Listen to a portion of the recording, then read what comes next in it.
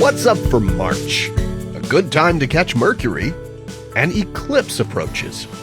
And the dark side of the moon. March begins with Venus still hanging out low in the west after sunset, but it quickly drops out of the sky. By mid-month, it's getting lost in the glare of sunset. Once it gets dark, you'll find Jupiter and Mars high overhead, keeping you company through the evening. Mars sets a couple of hours after midnight this month, leaving the morning sky planet-free for the first time in a year. March also has the best opportunity this year for trying to spot fast-moving Mercury if you're in the northern hemisphere. It's only visible for a few weeks at a time every 3 to 4 months. This is because the speedy planet orbits the Sun in just 88 days, so it quickly shifts its position in the sky from day to day. It's always visible either just after sunset or just before sunrise. On March 7th through 9th, look for Mercury beginning about 30 minutes after sunset in the west, about 10 degrees above the horizon. You'll want to ensure your view isn't blocked by trees, buildings, or other obstructions, and observing from a large, open field or the shore of a lake or the seaside can be helpful. Spying Mercury isn't always easy, but catching the fleet-footed planet is a worthy goal for any skywatcher. There's a total lunar eclipse on the way this month, visible across the Americas. Lunar eclipses can be viewed from anywhere the moon is above the horizon at the time. The show unfolds overnight on March 13th and into the 14th depending on your time zone. Check the schedule for your area for precise timing. Now, during a total lunar eclipse, we watch as the moon passes through Earth's shadow.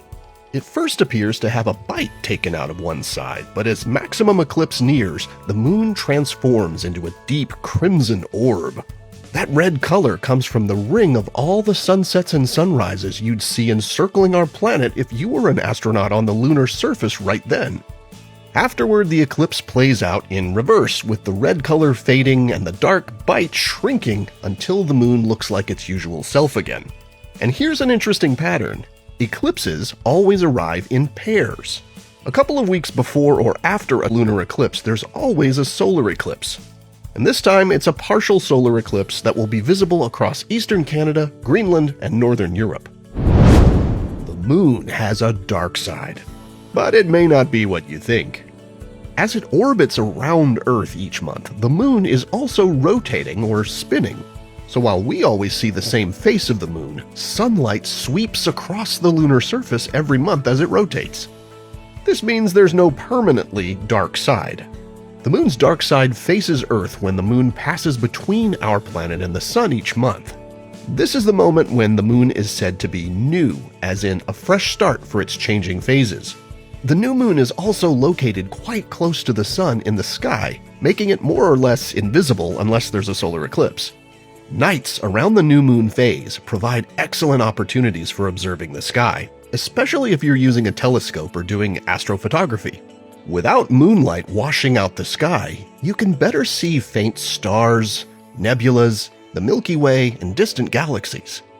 So next time someone mentions the dark side of the moon, you'll know there's more to the story. And you might even discover some deep sky treasures while the moon takes its monthly break.